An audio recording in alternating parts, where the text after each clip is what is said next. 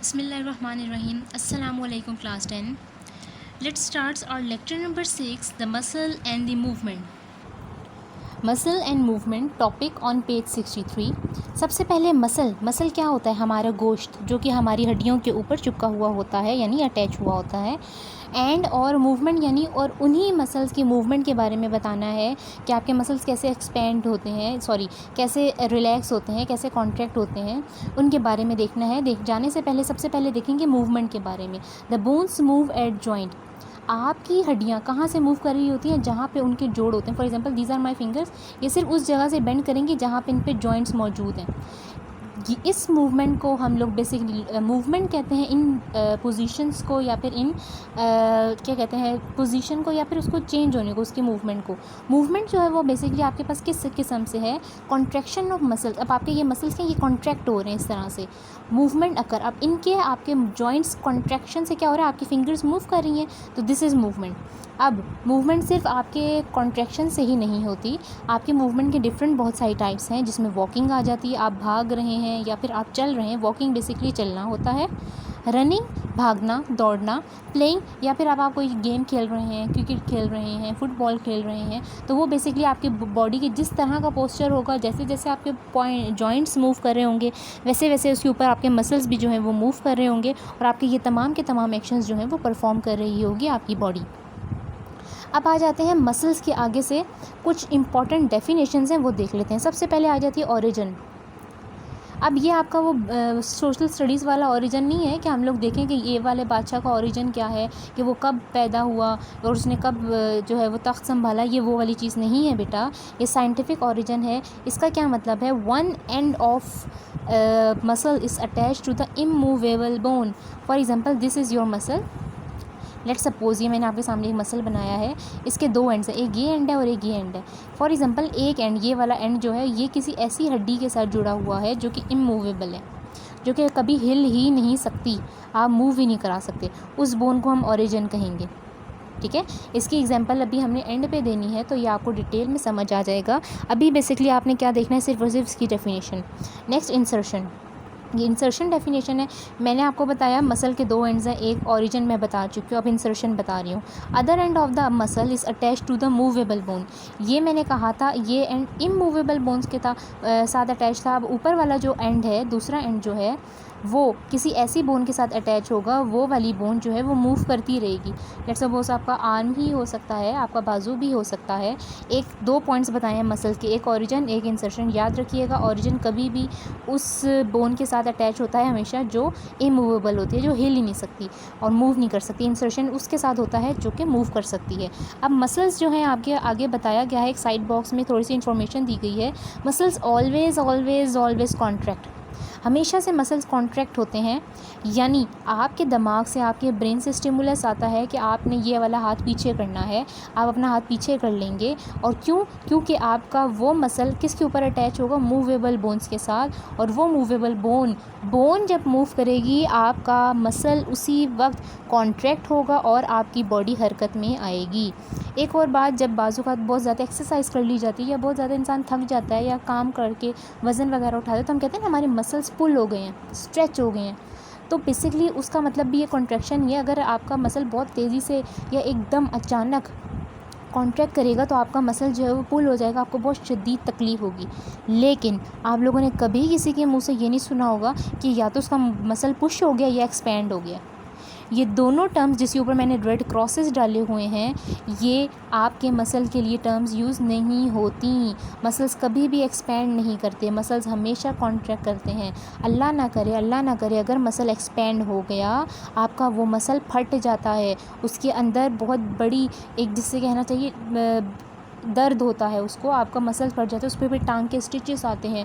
तो वो बहुत बुरी कंडीशन होती है अगर इस तरह की कंडीशन आ जाए. और ये बेसिकली ज़्यादातर एक्सीडेंट्स वगैरह के केस में होता है, लेकिन नॉर्मली ये दोनों कंडीशंस कभी भी नहीं होती.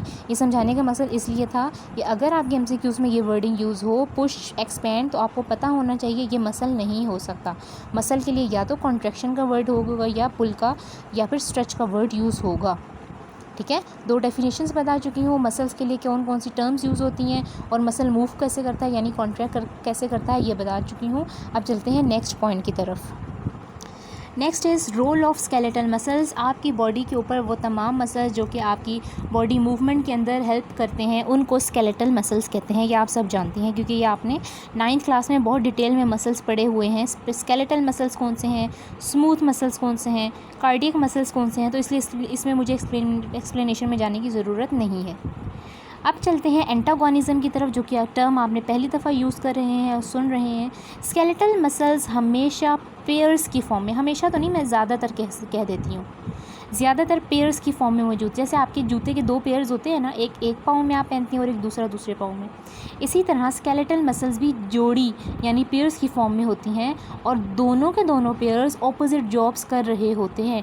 एक अगर कॉन्ट्रैक्ट कर रहा है तो दूसरा रिलैक्स करेगा, एक रिलैक्स कर रहा है तो दूसरा कॉन्ट्रैक्ट करेगा, इसीलिए उसको एंटागोनिज़म कहते हैं।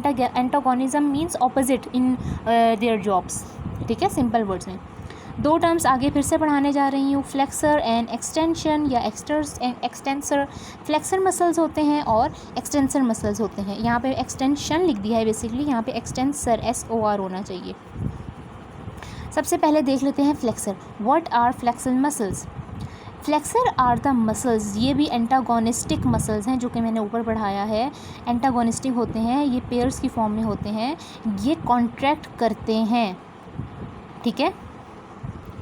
वो मसल्स जो कि एंटागोनिस्टिक होते हैं और वो जब कॉन्ट्रैक्ट करते हैं तो आपका जॉइंट बेंड कर जाता है।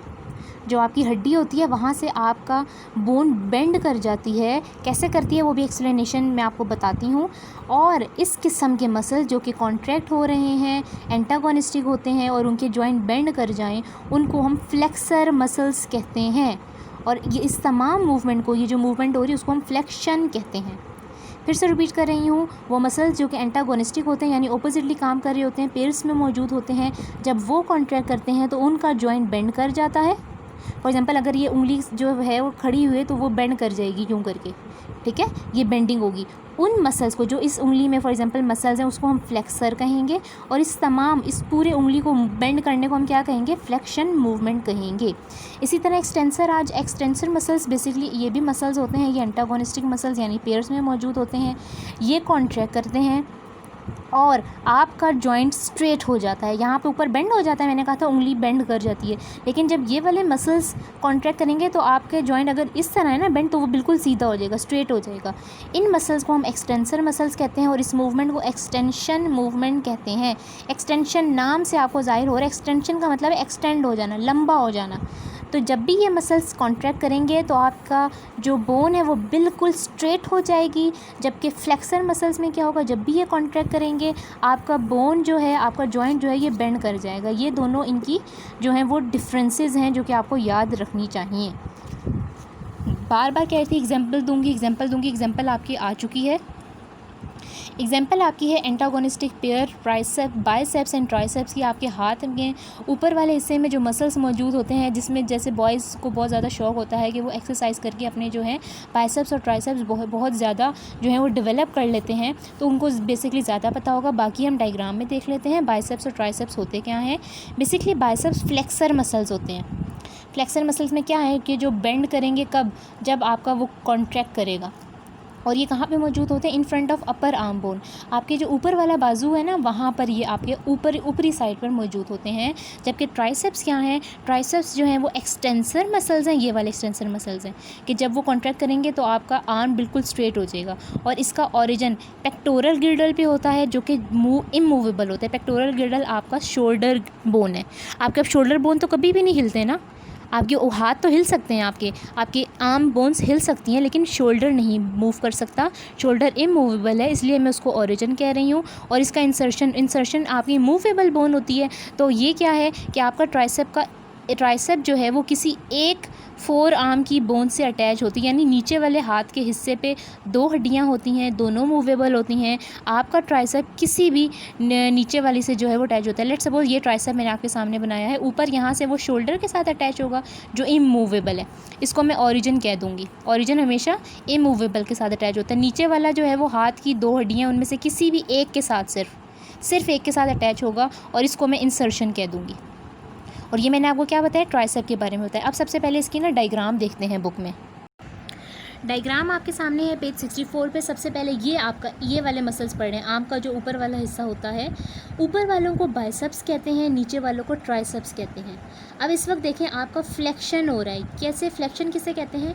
वो मसल्स जो कि जब कॉन्ट्रैक्ट करते हैं तो आपका जॉइंट, ये वाला जोड़ हड्डियों का, ये बेंड कर जाए, हाथ ऊपर की तरफ खिंचकर चला जाए, बेंड कर जाए, उन मसल्स को फ्लेक्सर मसल्स और उस प्रोसेस को फ्लेक्शन कहते हैं। मैंने अभी पढ़ाया था, दोबारा से यहाँ पे एक्सप्लेन कर दिया।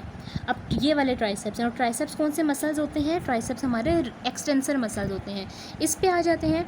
व्हेन ट्राइसेप्स कॉन्ट्रैक्ट, आपके बाइसेप्स रिलैक्स हो जाएंगे, क्योंकि एक ने कॉन्ट्रैक्ट करना है तो दूसरे ने ऑटोमेटिकली रिलैक्स करना है। ठीक है, ट्राइसेप के जो जॉइंट है, ये वाला जॉइंट, वो क्या करेगा? स्ट्रेटन्ड हो जाएगा। अब आपका बाजू पहले ऊपर उठ गया था, यानी आपका बेंड हो गया था, अब हाथ बिल्कुल बाजू सीधा हो गया है। इस मसल को जो ये कॉन्ट्रैक्शन कर रहा है और उस कॉन्ट्रैक्शन के नतीजे में हाथ बिल्कुल सीधा हो रहा है, उसको एक्सटेंसर मसल कहेंगे, नीचे वाले को।